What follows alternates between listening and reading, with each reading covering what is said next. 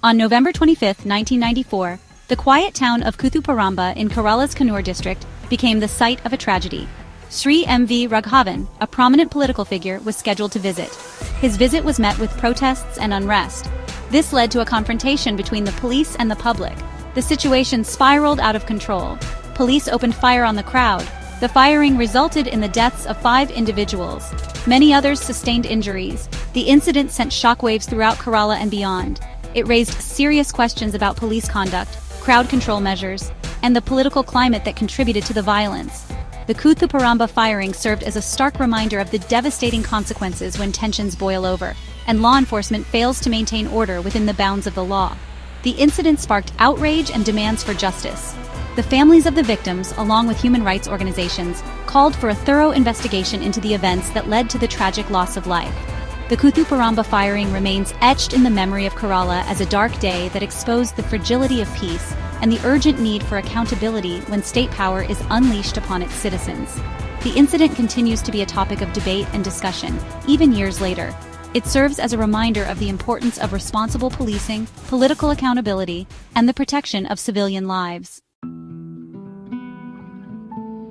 Kerala, a state known for its vibrant political landscape, witnessed a period of heightened tension in the early 1990s. The ruling Communist Party of India, Marxist or CPIM, and the Communist Marxist Party, CMP, were engaged in a bitter rivalry. This rivalry often spilled onto the streets, creating an atmosphere of unease and unrest. The visit of Sri M.V. Raghavan, a key figure in the CMP, to Kuthuparamba, was seen as a flashpoint in this volatile political climate.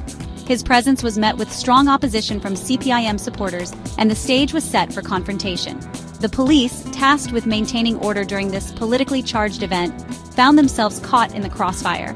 The existing political tensions played a significant role in the escalation of events that day.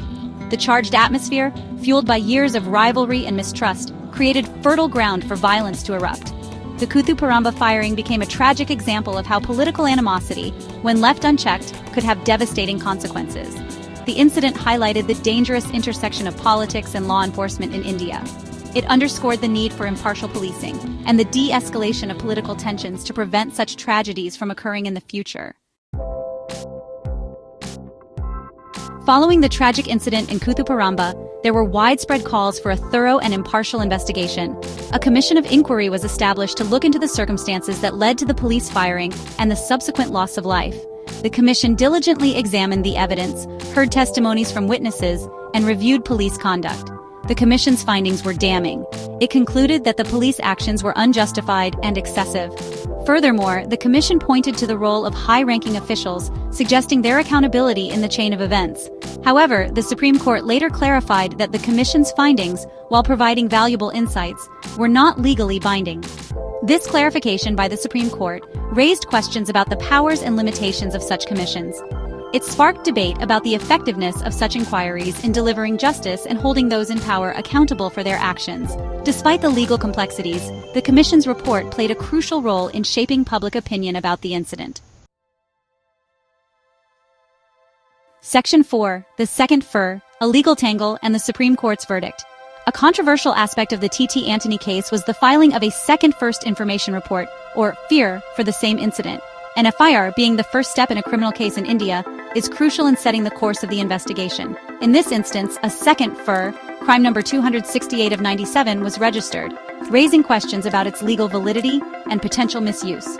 The Supreme Court, while hearing appeals related to the case, addressed this issue head-on. The court emphatically ruled against the registration of a second FIR for the same cognizable offense. It stressed that any further investigation had to be conducted within the framework of the original FIR. This ruling had significant implications for police accountability. The Supreme Court's stance on the second FIR sent a clear message: attempts to manipulate legal procedures by registering multiple FIRs for the same incident would not be tolerated. This decision served as a deterrent against potential misuse of the legal system for political or personal vendettas. This landmark judgment in the T.T. Antony case clarified the legal standing on second FIRs, ensuring that investigations remained focused and fair. Section 5. Towards a Safer Future. Lessons from T.T. Antony and the Path Forward.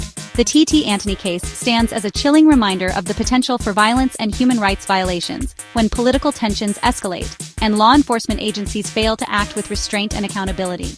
The tragic events of that day in Kuthuparamba underscored the need for comprehensive reforms in policing, particularly in the context of public protests and political gatherings. The case highlighted the importance of clear protocols for crowd control, emphasizing de-escalation techniques over the use of force. It also brought to the forefront the need for greater transparency and accountability within the police force. The judgment underscored the importance of independent oversight mechanisms to investigate allegations of police misconduct and ensure that those responsible are held accountable.